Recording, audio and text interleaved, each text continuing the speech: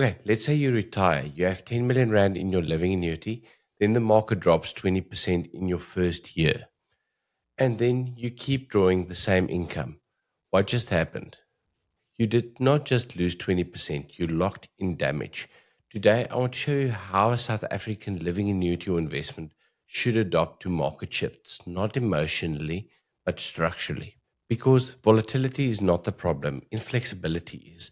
Before we continue, this is an example framework. Your income level, risk profile, time horizon, and tax position are personal. And just always speak to your financial advisor before making decisions about your retirement income. So, a living annuity gives you control, and each year you get to choose your income. By law, you can draw between 2.5% and 17.5% of your capital. That flexibility gives you some element of safety, but your income comes directly from your invested capital. And if the markets fall and you continue drawing aggressively, you are selling units and shares at lower prices. That creates a sequence of returns risk. Let me show you. Let's say 10 million Rand at a 6% drawdown. That's 600,000 Rand per year. The market falls 20%. Your capital dropped to 8 million Rand. After your income payment, you're closer to 7.4 million Rand. Now, your 6% income is a much larger percentage of what remains. So you have a reduced base that must recover. And that's how retirement plans can quietly and quickly break. Here's what makes early market decline so dangerous. Bad returns in early retirement are more damaging than bad returns later because you still need your portfolio to last the longest.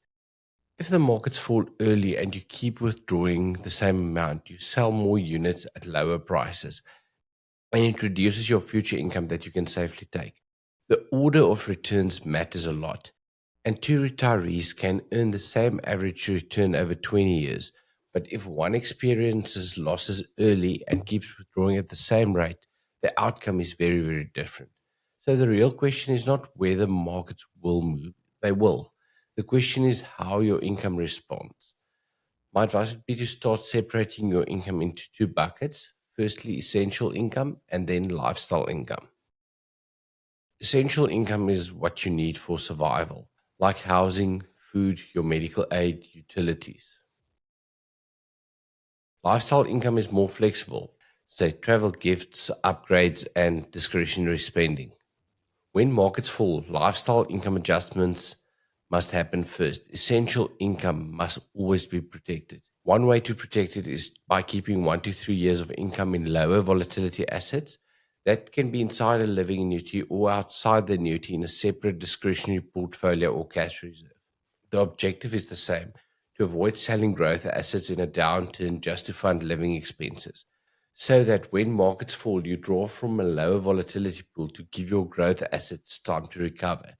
Time allows for recovery. Forced selling prevents this. Now we add structure. This is where a guardrail strategy can come in. You set a predefined upper and lower bands for income adjustments. If the portfolio falls below a predefined threshold, you can reduce your income by, say, 5 to 10%. You do not react to headlines, you react to numbers. This removes emotion. It replaces guesswork with rules. Volatility becomes a trigger for discipline. In South Africa, you can adjust your drawdown once a year. That anniversary is your control point.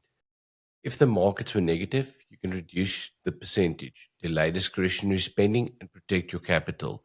If the markets were strong, you can rebalance and then trim excess risk. Consider a modest income increase if it's sustainable.